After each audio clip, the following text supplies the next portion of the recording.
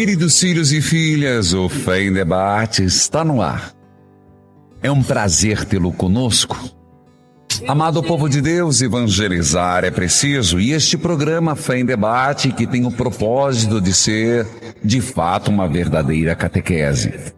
O tema de hoje foi suscitado a partir dos programas, das necessidades,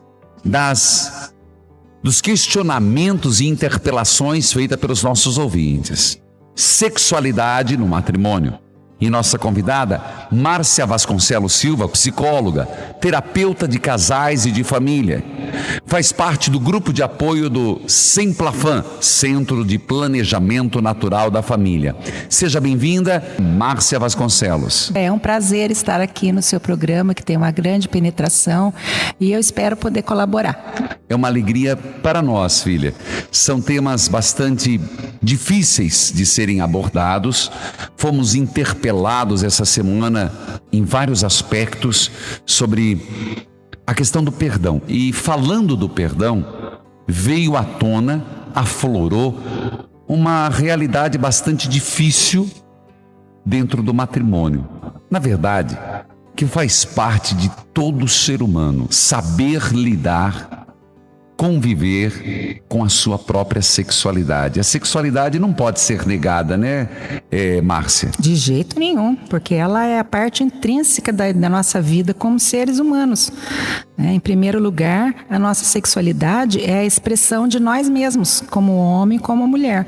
Então, assim, a gente não pode conceber uma sexualidade apenas situada em relação ao ato sexual, a genitalidade, mas sim na amplitude de todos nós como seres humanos. Então, no que nós dizemos está a nossa sexualidade, no que nós escrevemos, como andamos, como pensamos, como sentimos, né? Em todas as nossas expressões como pessoas está intrínseca a nossa sexualidade. Eu começo com essa abordagem, Márcia, porque existe um pré-conceito de que a igreja, os padres, a doutrina, de modo geral, negam a sexualidade. E não é uma verdade.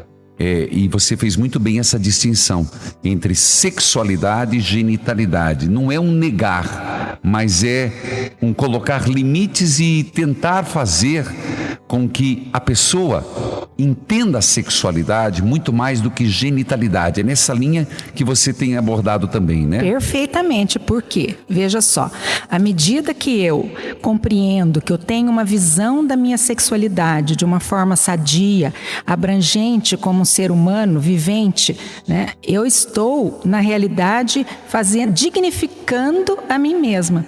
Né? E se eu apenas reduzo a minha sexualidade a uma genitalidade, o que está acontecendo? Eu estou me reduzindo como pessoa, né? A um objeto de prazer, né? A uma pessoa assim, que não tem consciência de si mesmo, do seu valor como pessoa, né? E apenas estou num comportamento sexual. Eu vou ter que abordar depois um tema que foi uma participação de um ouvinte no programa, que nos deixou sem palavras, que foi o caso dela ter encontrado no computador do marido que ele marca encontro com casais, com outras mulheres, se insinua. E ela não está sabendo lidar com isso. Uhum. Mas antes, Rosa... Padre, tudo bom? Seja bem-vinda, querida. Você fala de onde? Padre, eu falo de São Paulo. Rosa, por favor, sua pergunta? Olha, Padre, é uma pergunta bem delicada, sabe?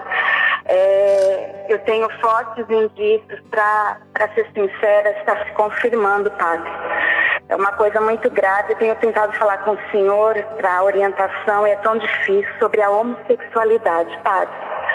Parece que caiu como uma tragédia na minha vida. Por parte do meu marido. Por parte do seu marido? É, Padre. Quantos anos de casados? Ai, Padre, 10 anos. 10 anos. Certo. E como você se deu conta disso? Foi uma mensagem no celular que eu peguei. E a partir daí, Padre, eu comecei a ficar muito atenta e isso despertou uma ira muito grande nele. Maíra nele. Nele, porque ele começou a se sentir invadido, rastreado, né? Mas eu tinha que ter certeza. E se confirmou. Esse ano, padre, ele confessou praticamente isso. Tá.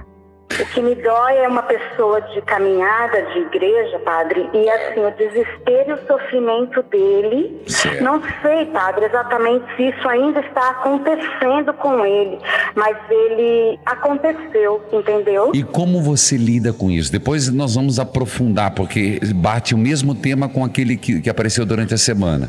Mas a minha preocupação maior agora é como você está lidando com isso, como esposa, como mulher. Olha, padre, assim, o chão desabou, né? Mas no início eu quis me culpar onde eu errei. Hoje estou me dando conta que isso não é meu, é dele. Tá certo. Rosa, eu acolho, nós vamos à orientação depois. Um grande abraço, obrigado pela sua participação, querida. A nossa primeira ouvinte foi num dos pontos mais espinhentos do assunto. Como também vocês que me acompanham diariamente escutaram aquela filha de Deus dizendo que o marido marca encontros sexuais com outras pessoas, mulheres, homens e casais. E a filha de Deus, lá de São Paulo, disse ter com o marido percebido que esta se confirmou sinais e depois a questão da homossexualidade. Ela pedia como lidar. Ela partilhava que no primeiro momento ela se culpou, depois no último momento ela disse, me dei conta que o problema não é meu, o problema é dele. Mas, Márcia Vasconcelos, por favor, ajude a iluminar essa situação. Em primeiro lugar, é o seguinte, esse homem deve ter sofrido muito também, até ele chegar nesse ponto de assumir. Se houve uma intriga entre o casal, é porque ela antecipou o momento dele de se colocar. Então, daí ele se sentiu invadido, que provavelmente deve ter tido uma situação daí entre eles. Quer dizer, o próprio fato em si, né, dele ter inclinações homossexuais e com outros troca de casais, né, já é suficientemente grave. O fato disso ter sido descoberto em função de uma invasão de privacidade, vamos dizer assim, é que torna daí a coisa mais precipitada do que, na verdade, ela aconteceria. Geralmente, nessas questões não tem como. Aí essa questão da precipitação.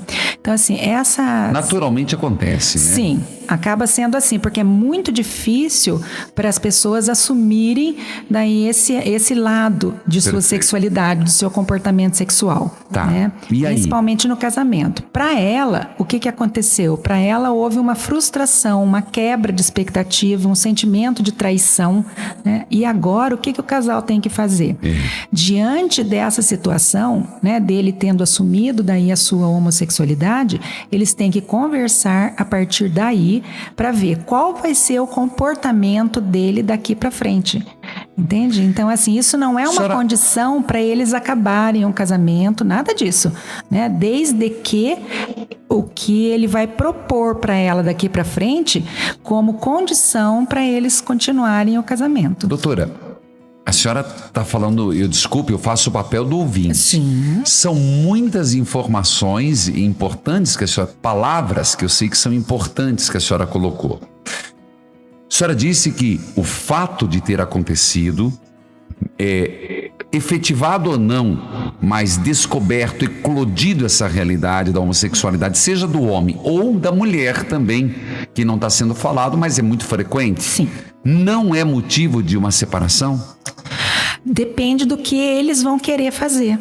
Depende do propósito de vida deles. Se ele chegar para ela e dizer assim, mas eu tenho convivido nessa vida com todo esse sofrimento, tem sido muito difícil para mim, eu não soube lidar com o meu comportamento, com o meu apetite sexual, realmente eu entrei na vida, vamos dizer assim, tá? Mas ele pode dizer para ela, mas agora que eu consegui dizer para você, né, essa minha real situação, eu quero dizer que eu quero né, continuar o meu casamento e se você vai me perdoar esse meu comportamento passado e o que nós vamos construir daqui para frente. Diante de uma situação dessa, ela vai rever, né, se ela tem essa competência também pessoal e se ela pretende daí enfrentar a vida nos propósitos que forem colocados daí para frente. Aí é uma decisão dos dois. Mas eu não diria para o senhor que um casamento tem uma obrigação assim de acabar porque se descobriu A ou B daí na área partes das pessoas, né? Vai partir daí o que vai ser combinado a partir dessa revelação.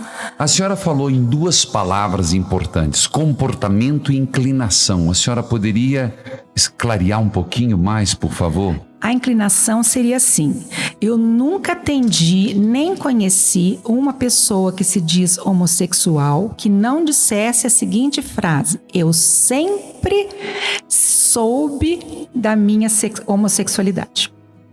Isso é uma questão. Tá. Então a pessoa sente uma inclinação pelo mesmo sexo. Tá? Tem vontade, desejo sexual com pessoas do mesmo sexo.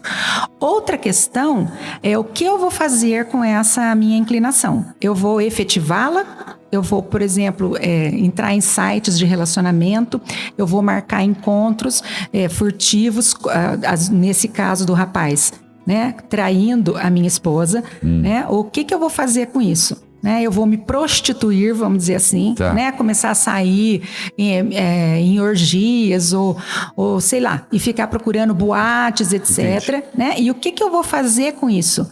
Né? Vou viver uma vida oculta ou eu vou dizer e assumir isso e ver o que eu vou fazer dali para frente, entende? Porque uma coisa é a pessoa saber, e isso não tem como a pessoa mudar. Ela se sente assim, ela tem aquela inclinação. Agora, o que ela vai fazer com isso? Entendi. Nós vamos progredir no assunto, não vamos ficar só nesse, né? Porque os problemas estão aparecendo muitos. Por exemplo, uma pessoa partilhou na área da fantasia, mas depois nós vamos falar sobre isso. Olha aqui, sou casado há 8 anos. Uma pessoa está interagindo comigo lá do Espírito Santo. Sou casado há 8 anos. De um tempo para cá, eu vou ler como foi escrito. O meu libido diminuiu. Trabalho em horário de turno bastante cansativo. Amo minha esposa. Não quero que ela pense outra coisa, mas, por favor, como eu posso melhorar a sexualidade no meu casamento? Eu vou omitir o nome, mas é um filho de Deus do Espírito Santo. Deve estar nos acompanhando pela Rádio América de Vitória, ali no Espírito Santo. Por favor, doutora Márcia. Todo o nosso comportamento, a nossa sexualidade vivida no casamento, ela, como tudo na vida, precisa de renovação. Né? Então, assim, o cansaço influencia a sexualidade, a mesmice, né, do dia a dia da pessoa influencia também. Né? Então, é necessário que o casal, em primeiro lugar, tenha muito diálogo, né, para eles se esclarecerem quais são os pontos que eles estão vendo que está, digamos assim, morna a vida sexual, a relação deles. Né? E, em seguida, que eles tenham propostas para poder reacender daí esse relacionamento, algum programa que possam fazer juntos, alguma coisa para sair da rotina, né? Novas formas de relação sexual. Doutora, a senhora alguma coisa assim. Doutora Márcia, nós estamos falando de Semplafan e a senhora é convidada porque fala com autoridade, sabendo do conteúdo cristão. Existe dois extremos, e eu vou fazer a pergunta a partir do que eu escuto. De um lado, abriu-se as portas, estão levando vídeo pornográfico para dentro do relacionamento, estão levando sites, estão com um problema sério tentando esquentar essa relação. Do outro lado, existe um pensamento de que só é permitido uma relação papai e mamãe. O que a senhora pensa? Desculpe, não é de causar rubor, mas é que eu recebo essas perguntas. De um lado e do outro. Por favor. Veja, a gente precisa de incrementar a relação. Doutora, nós vamos ter que falar do assunto depois. Tem uma filha de Deus na linha, aguarde um minutinho, eu volto atendendo. Filha de Deus, para você não ficar na linha. Padre, sua bênção. Deus abençoe, querida. Eu não vou perguntar local, não vou perguntar que parte do Brasil, mas qual é a questão? Olha, padre, Fale um pouquinho mais alto. o meu marido, ele, às vezes eu entro no banheiro para tomar banho e ele tá com, às vezes, um celular ou às vezes uma filmadora no banheiro, filmando eu tomar banho, eu vou trocar de roupa. Ele coloca o celular ou alguma coisa para ficar filmando eu trocar de roupa, tipo assim, escondido para mim não ver, mas eu acabo percebendo, acabo descobrindo. E eu falo para ele que ele é doente, ele não admite, ele fica bravo comigo, fala que quem é doente sou eu, e isso tá me deixando, eu tô pegando nojo da relação, padre, por causa disso. O que ele faz com a filmagem? Não, ele não ele fala assim, que diz que é pra, tipo assim, porque quando a gente tá menstruada, a gente, né, fica ruim, então ele fala assim, é porque eu gosto de você, eu preciso de você, mas ele só fala isso. Doutora, por favor, trata-se de voyeurismo? Sim, com certeza. Ela vai orientar a filha, fica na linha. Tá bom. Então, assim, tem pessoas, né, que se estimulam sexualmente a partir da introdução de uma terceira coisa, objeto ou pensamento, né, na relação. Então tem o marido, tem a mulher e tem esse outro objeto ou pensamento ou coisa qualquer, né? Então, assim, no caso, o seu marido, ele tem essa necessidade, vamos dizer assim, de utilizar também esse outro componente que são as imagens, né, os filmes que ele faz, para ele manter acesa daí o interesse sexual daí em você. Agora, o ponto principal né, que ele, com isso, ele está invadindo daí a tua privacidade, né? Você isso precisa incomoda, isso caso. Incomoda e você precisa concordar com isso, né? Não, você não, ela não quer concordar, certo? Tá. Mas é necessário, né, que ela esteja sabendo e que haja uma conversa a respeito disso, né? Porque senão ele está fazendo uma coisa à revelia dela, né? E isso não é correto, porque você está invadindo a privacidade. Outro ser humano. E filha, você disse para ele que não gosta?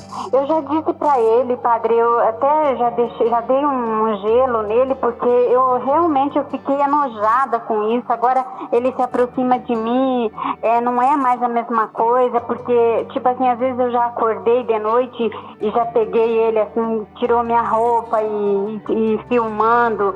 Então eu fiquei muito enojada, isso tá me deixando com muito nojo da relação. Doutora, como agir? Porque parece-me que está ficando meio patológica a situação ali. Isso, exatamente. Então, o perigo dessas questões que começam a estimular a relação, né, a terceira coisa, vamos dizer assim, o terceiro elemento da relação, é se tornar um constrangimento daí para um dos cônjuges. Certo. Né? Então, aí já deixa de ser uma coisa que vai estimular, que vai renovar a sexualidade do casal e já passa a ser uma coisa que vai estar trazendo um constrangimento daí para a pessoa. Aí a coisa já começou a ficar muito complicada e eu sugeriria que ela procurasse um profissional, né, e convidasse e dissesse para ele, olha, essa situação está me constrangendo por demais, né, e nós, se você concorda, nós vamos procurar uma pessoa para nos ajudar, né, a sair desse impasse. Você entendeu, filha? Já, padre. Pois é, padre, eu conversei isso com ele falou assim, eu não sou doente, quem é doente é você. Tá bom, mas você não precisa admitir essa doença.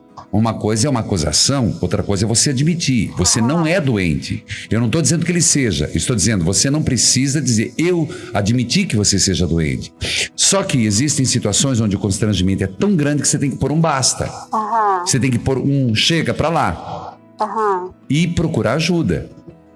Sabe, padre, não é uma questão de ser doente ou não ser doente. Exato. A questão da procura do profissional não é porque um ou outro é doente, mas porque eles não sabem lidar com isso. Então, eles precisam procurar alguém que possa ajudá-los a lidar com essa situação, para que volte a harmonia conjugal. Você entendeu, filha? Não parta com ele com a questão de doença. Olha o que a doutora disse. Procure uma ajuda para tentar lidar com essa situação. O que não pode é deixar do jeito que está. E aonde que eu encontro ajuda, padre? Depois eu posso até dar o telefone, ou melhor, o e-mail, né, de como fazer para você procurar ajuda. Obrigado pela sua participação. Doutora, nós estávamos falando sobre, de um lado, levar filmes, entrar nessa área complicada de querer sempre apimentar, é a palavra que eu escuto. Do outro lado, é uma resistência à inovação. É aquela formação bastante puritana de que a única relação permitida ou agradável a Deus é a relação papai e mamãe. Desculpa tocar nesse assunto, mas é porque eu sou bombardeado aqui com esse assunto. Por favor. Fantasia faz parte da vida de qualquer ser humano. Tá. Né? Não tem a Cinderela que sonha com um príncipe que vem num cavalo branco? Você imagina que o seu esposo vai levar um buquê de rosas, que no dia do aniversário de casamento você vai ser tratada dessa ou daquela maneira? Então, assim, fantasias, como você vai ser abordada sexualmente, isso aqui é tudo fantasia. Né? Tá. Agora, tem um detalhe. Como apimentar uma relação, né, de uma forma, digamos assim, sadia. Isso. Esse é o ponto. Então, assim, você pode combinar, ter uma leveza na relação do casal, no sentido de experimentar novas posições, novas formas. Isso tudo traz alegria para a relação. O que a gente pode dizer que é uma coisa que começa, digamos assim, a atrapalhar, né, a relação é quando um dos membros do casal traz uma situação que gera um constrangimento para um dos membros do casal. Né, que está, digamos assim, invadindo, né, os valores daquela pessoa. Então, este efeito acaba saindo contrário daquilo que se pretendia. Em vez de apimentar a relação, causar mais impulso, né, na sexualidade, trazer renovação, acaba constrangendo a pessoa, né, e aí a relação sexual deságua e desaba tudo daí no casamento. Então, em vez de você consertar um problema, você cria outro. Mas, doutora, nós estamos falando para casais cristãos, católicos que estão nos ouvindo. Eu vou insistir nesse assunto, a senhora me perdoe.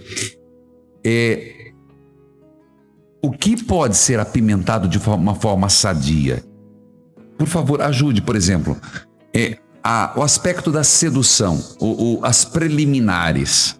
Elas são importantes? São muito importantes, e a gente atende muitas mulheres que acabam ficando com problema de falta de desejo sexual. De orgasmo também. Pelo manejo inadequado do seu companheiro, né? Eles não entendem como que a sexualidade, a excitação sexual, o comportamento sexual na mulher é diferente do comportamento sexual no homem, né?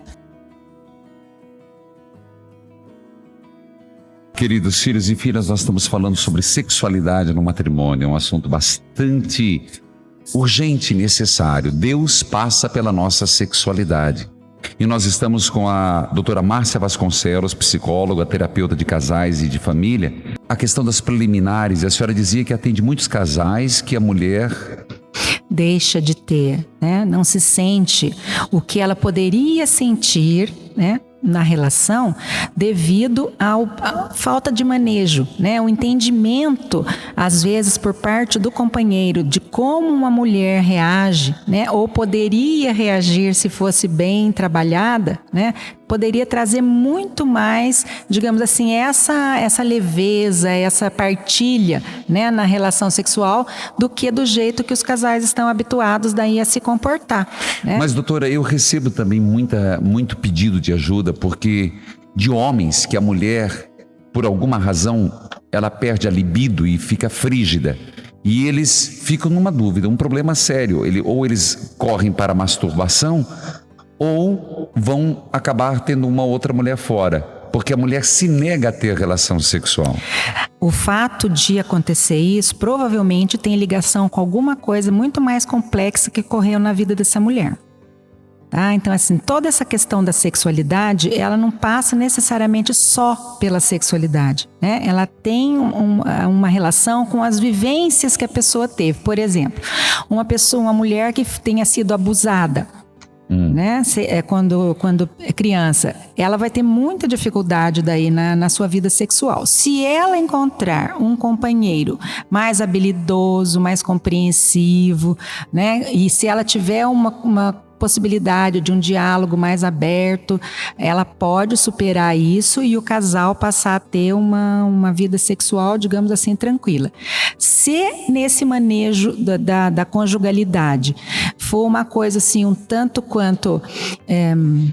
como poderia dizer, mais rígida, mais sem abertura, sem diálogo, vai ficar mais sofrido daí para essa mulher e ela vai então se fechar cada vez mais. E aí o distanciamento entre esse casal vai aumentar.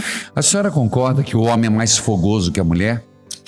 O homem, historicamente, ele foi mais, digamos assim...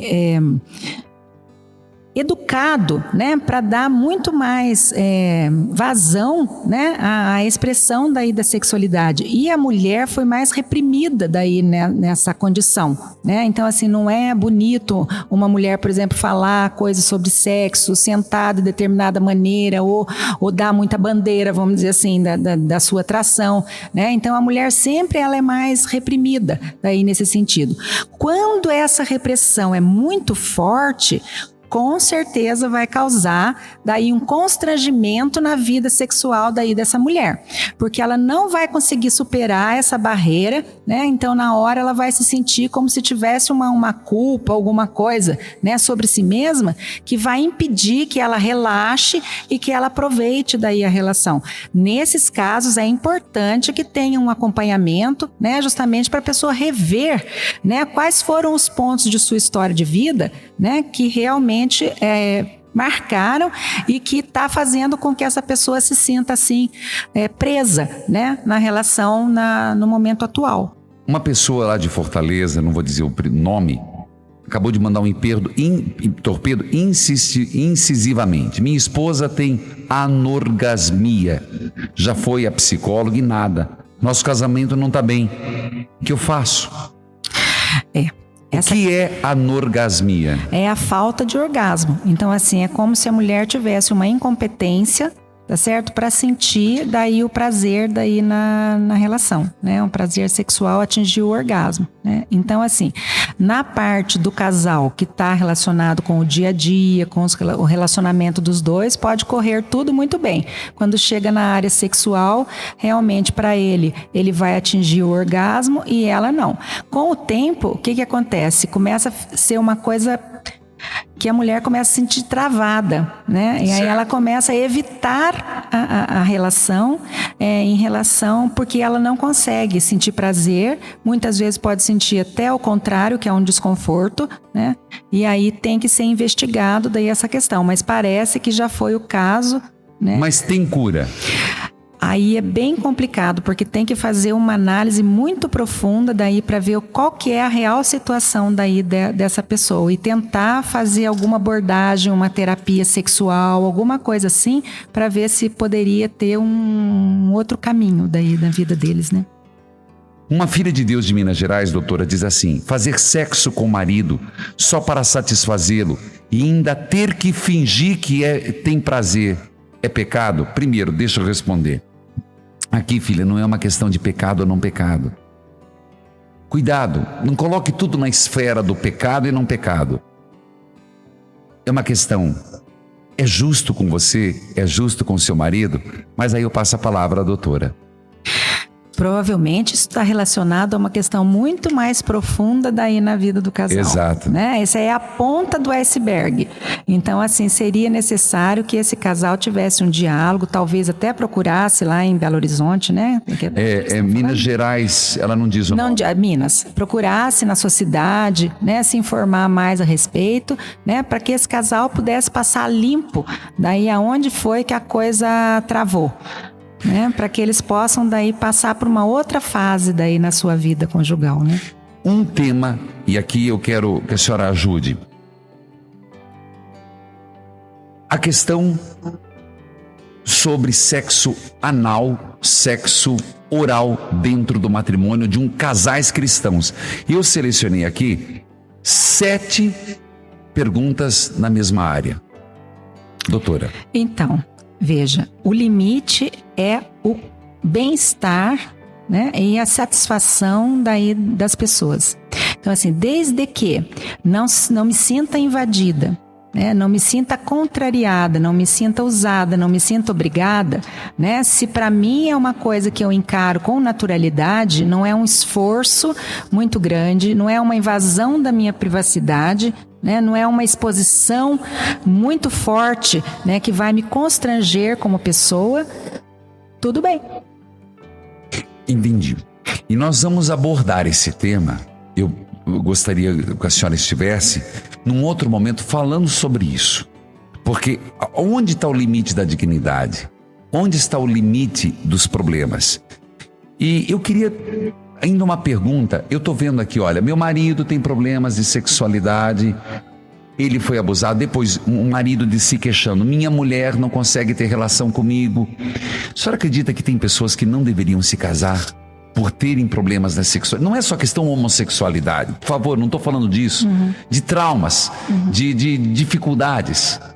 Porque eu tenho consciência que há pessoas que não deveriam casar porque vão ser infelizes e vão fazer a outra parte infeliz. Por isso que existe o pré-matrimonial, não é? Se a pessoa conheceu alguém de que está gostando, né, e pretende ter um compromisso com essa pessoa, essas questões devem ser abordadas até para que não seja uma surpresa daí para o companheiro, depois ele saber exatamente qual terreno que ele está indo, né? E se a pessoa tem um fator assim, muito patológico como esse que o senhor colocou, né, aí vai inviabilizar daí a relação conjugal. Porque inclusive, casamento não é só relacionamento pessoal, tem um relacionamento sexual também. Como é que vai fazer? Aqui a pergunta: sexo é uma necessidade dentro do casamento, doutora? Padre, para que as pessoas casam? Se não fosse para ter sexo, não precisava casar. Entendi. Não é? Então, assim, faz parte do casamento, é intrínseco ao casamento, casar, ter filhos, né, constituir uma família, né? Infelizmente, apesar da gente ter as formas de fazer filho aí, de proveito, etc., mas a maneira de se fazer filho é uma consequência do amor e da relação sexual do casal. Doutora, uma pergunta: é importante o casal cuidar da qualidade da vida sexual? Importantíssimo, importantíssimo. E para isso é importante que eles já iniciem uma condição de diálogo aberto nessa área, porque é muito obscura essa área da sexualidade. Por isso tantas perguntas, padre. Porque a gente não tem a quem recorrer, a gente não tem parâmetro para saber se aquilo que está acontecendo comigo é normal, não é normal, e o que eu devo fazer daí com aquilo, entende? Até que ponto eu vou me expor. Então, como as pessoas têm muita dúvida em relação a isso, toda vez que o senhor propor um programa que vá abordar esse assunto, o senhor vai ver que vai chover de perguntas, né? Doutora, brigadíssimo. Eu que agradeço. Fiquei encantado com a senhora, o seu jeito, sua serenidade e sua postura. Nós estivemos aqui com Márcia Vasconcelos de Silva. Que Deus a abençoe. Obrigada. E que Deus abençoe você que está me ouvindo. Sei que talvez a sua resposta não foi dada e tenho certeza que não conseguimos abordar tudo, mas eu digo que voltaremos com participação de teólogos, de sexólogos, de terapeutas, de psicólogos, concordando e discordando do assunto. Não é um tema que se esgota, é um tema que tem que ser rezado, superado e ao mesmo tempo a sexualidade tem que trazer felicidade. Que Deus abençoe, porque Deus viu e depois de tudo feito, viu que era bom. Também a sexualidade. Não é castrar, mas é saber lidar com ela. E a santidade passa pela sexualidade. Que Deus abençoe. Evangelizar é preciso.